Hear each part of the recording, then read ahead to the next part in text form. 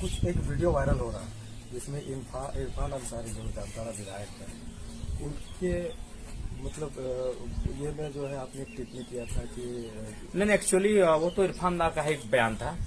पहला बात देखिए, इरफान दा को आज जो झारखंड की पॉलिटिक्स में युवा है उनको स्ट्रीट से दूर होने के लिए देखते हैं। उनके पास ना तार्किक बातें हैं ना लहजा है, और तो इसलिए बड़ा माना युवा है बिल्कुल, नो डाउट इरफान को वॉच करते इरफान दा को, लेकिन कहीं ना कहीं मस्ती लेने के लिए। तो उनका खुद का बयान था, वो कुछ महीने पूर्व अपने 2 विधायक कांग्रेस के विधायकों के साथ पश्चिम बंगाल में पकड़े गए थे, जिसमें शायद 38 या 40 लाख के आसपास का 51 लाख रुपए धरे गए थे। तो जब सवाल हुआ तो कह रहे थे साड़ी खरीदने गए थे। तो जाहिर सी बात है साड़ी भी वही हम लोगों ने कहा भाई साड़ी कौन पहनता है, अगर आपके घर में कोई पहनता है आपकी अर्धांगिनी तो इतना महंगा साड़ी। तो हमने वही कहा कि अगर उससे अच्छा है कि आप इस सड़क की मरम्मती कर लेते तो बेहतर होता है। तो ये कहीं ना कहीं उनका जो बयान होता है हमेशा बेतुका होता है, कोई तर्क नहीं, और बोलते हैं कि हम जनता के लिए साड़ी खरीदने गए थे। तो फिर अब मोदी जी को बोलते हैं कि नहीं आप 4 बांट के वोट ले रहे, तो आप भी साड़ी बांट के क्यों वोट लेंगे? आप सरकार में है, कांग्रेस पार्टी या झारखंड मुक्ति मोर्चा सब सरकार में है। आप ग्रेजुएशन के छात्रों को आप 5,000 प्रति माह भत्ता कहे हैं, मास्टर डिग्री के छात्रों को आप 7,000 प्रति माह बेरोजगारी भत्ता कहे हैं। तो वहां काम कीजिए, आप रोजगार सृजन करवाइए भाई, सरकार में आप बैठे हैं, आप साड़ी बांट रहे हैं। तो ये था, ये बयान उनका ही बयान था, उसी बयान पर हमारा क्वेश्चन था। तो अगर इन समस्याओं से निजात पाना है तो मेरा हिसाब से जो ये स्लोगन चलता है कि गरीबी हटाओ, इस स्लोगन को विराम लगाने की आवश्यकता है। गरीबी नहीं हटेगी, आप अमीरी को कंट्रोल करें। अगर आप अमीरी को कंट्रोल करने के लिए आपके पास कुछ प्लान है, यानी अमीरों को नियंत्रण रखने के लिए आपके पास कुछ प्लान है, तो काम कीजिए।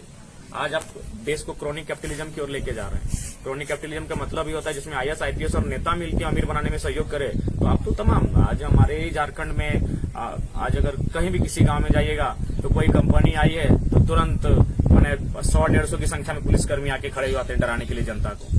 तो जाहिर सी बात है आज आप देश को ये राजनेता क्रोनिक कैपिटलिज्म की ओर लेके जा रहे हैं और आप जनता के साथ वादा कर रहे हैं, नहीं चलेगा, गरीबी नहीं मिटेगी। आपके पास अगर कोई प्लानिंग है तो अमीरी को कंट्रोल कीजिए, इस देश को इंडिया ही रहने दीजिए, अडानी मत बनाइए।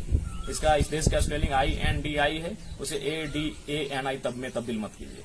अगर वो आपके, इसलिए अगर भारत देश के तमाम बुद्धिजीवियों के पास, भारत देश के सरकार में बैठे लोगों के पास अगर गरीबी हटाने के बजाय अमीरी को कंट्रोल करे, गलत अमीरी, अनियंत्रित तरीके से जो अमीरी की ओर तब्दील हो रहे हैं, अगर उनको कंट्रोल कर पाते हैं तो मेरा भारत देश छोड़िए, हमारे झारखंड की बात करें तो 40% खनिज संपदा देते हैं। आज इसी राज्य में कुछ लोग ऐसे हैं जो दिन भर में 300 रुपए की मजदूरी करते हैं, और कुछ लोग एक कोयला का खदान है, एक दिन में 1 करोड़ बेचता है, 1 करोड़ एक दिन में। तो इसका मतलब है बहुत, या तो आपको उन लोगों से डर लगता है जो पैसे वाले हैं, आखिर वास्तविकता है, मानते हैं संविधान का सम्मान उनका ही करता है, हम भी करते हैं, लेकिन ये बाबा साहब के कथन था कि अगर संविधान चलाने वाला अच्छा होगा तो देश अच्छाई के रास्ते पे चलेगा, और संविधान चलाने वाले अगर बुरे होंगे तो फिर अभिशाप साबित होगा। तो आज उनके लिए कोई कानूनी नहीं है, आज भी कानूनों को तार तार कर रहे हैं। ये तमाम क्षेत्र में हमारे जहां जहां कोयला का प्रोडक्शन होता है, जहां जहां कोयला का खनन होता है, बिल्कुल अवैध तरीके से होता है, अमानवीय तरीके से होता है और असंवैधानिक तरीके से होता है, लेकिन उनको रोकने के लिए कोई नहीं। क्यों? क्योंकि वही सिस्टम बैठा है, उनके पास तमाम जो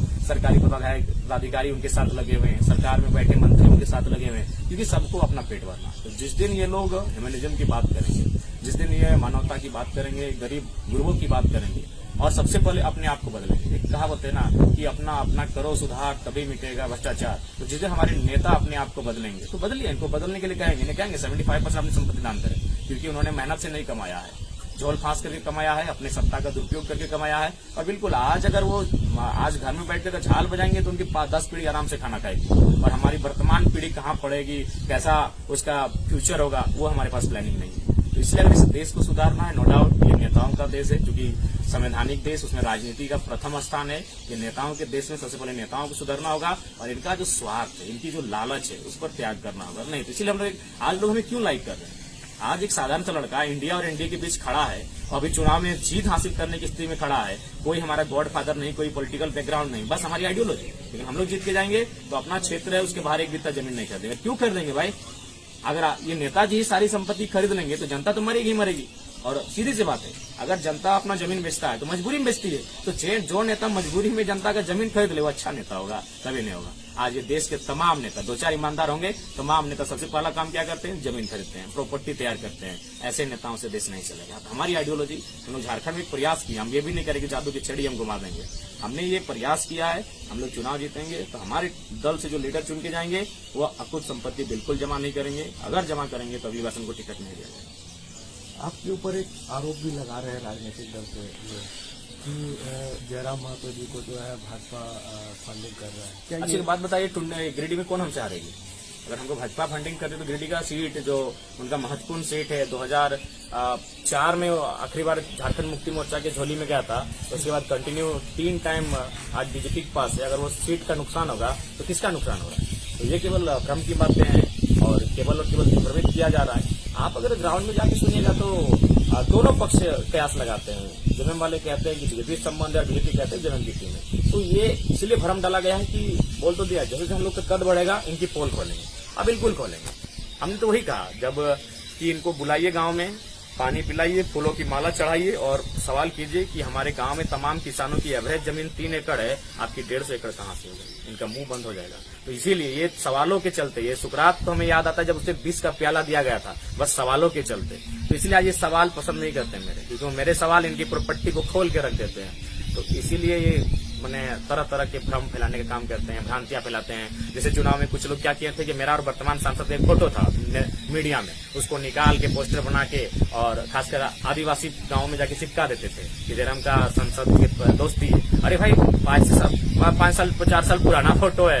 हम गए थे एक आवेदन लेके अपने गाँव में एक ओवरब्रिज को लेकर। तो इस प्रकार से बहुत गंदा प्लानिंग है। बहुत मैंने बाकी लोग होता है ना कि अपना मेहनत से चुनाव जीतता है, और हम भी अगर जीत रहे हैं तो मेहनत कर रहे हैं। ये लोग क्या कर रहा था? साजिश कर रहा था। बताइए, मेरा फोटो तो अपने गांव में चिपका दिया। पहले जान तो लीजिए हम क्यों मिले थे उनके साथ। कौन नहीं मिला होगा भाई? फुटबॉल का टूर्नामेंट हम लोग अच्छा खेलते थे, तमाम नेता वहां आते थे, चीफ गेस्ट बनते थे, हम लोग फाइनल जीतते थे, फोटो तो खींचेंगे। उन फोटो को निकाल के भ्रम फैलाया जा रहा है कि देखिए इनका ऐसे फोटो है। तो मतलब कह नहीं सकते। गिरिडीह में जो कुछ लोगों ने ऐसी निष्ठा दिखाई है जिसको आप बयान नहीं कर सकते। क्यों? न सबको मालूम कि ये लड़का पॉलिटिक्स में नहीं आना चाहिए। अगर ये आएगा तो धोती खोल के रख देगा। और वही हुआ है, झारखंड में हर वर्ग सवाल करने लगा। झारखंड के बच्चे भी डरते नहीं है, डरने नहीं लगे, सवाल करते हैं। झारखंड में 14 लोकसभा, हम लोग 8 सीटों से लड़ रहे हैं, 8 सीटों से चुनाव लड़ रहे हैं। हमें लगता है कि हम लोग कंटेंट्स में हैं और अच्छा वोट मार्जिन रहेगा।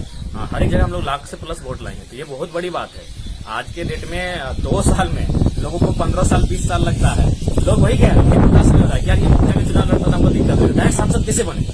डायरेक्ट सांसद चुनाव क्यों लड़ेगा 2 साल में? तो यही इन लोग की हालत खराब है कि हम लोग जीवन भर खपा देते हैं तलवा चाट के, और ये कहां से मैंने जंगलों से निकल कर आया है, आ जाके सीधे दिल्ली की तैयारी में। आप पूरा एक खबर भी भारत बता रहे हैं, जो आप मुझे बता रहे हैं कि अगर हम जीतते हैं तो क्या होगी और हार जाएंगे तो क्या होगी? इसका मतलब नहीं, इसका मतलब यही है कि झारखंड की राजनीति में हम लोग आ चुके हैं और तमाम अखबार के पन्नों की सुर्खियों में हम सब हैं, हमारा नाम है। तो यही हमने कहा था कि भाई हार जीत अलग विषय है, हम लोग झारखंड में स्थापित हो चुके हैं आइडियोलॉजी के माध्यम से। और फिलहाल झारखंड के जो लोग हैं वास्तव में अगर फ्यूचर किसी के साथ देख रहे हैं तो हम लोग के साथ देख रहे हैं। अभी उदाहरण के लिए किसका नाम देखते हैं? माननीय मुख्यमंत्री की अर्धांगिनी, आखिर है कौन? उसी परिवार की अंग है। अब आप परिवारवाद से दूर नहीं होंगे तो कैसे आप लोकतंत्र को खूबसूरत कहेंगे?